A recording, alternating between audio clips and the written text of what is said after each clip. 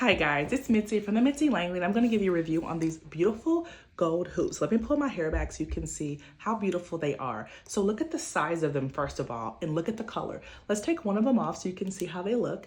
What I love about these is that you have your clasp right here. I have lost so many earrings with the other bag, so I really prefer earrings with this type of clasp because I love the way it looks.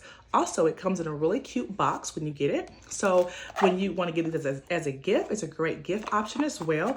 Also, it comes with a great little card that says thank you. Also, it tells you that you should probably not wear these swimming or in the bathtub, and also avoid perfume and oils because it can kind of make them fade. But for the most part, I absolutely love them.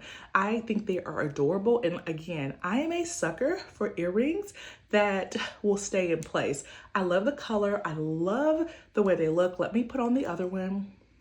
So far, I'm loving them. Let me see. What do you guys think? Aren't they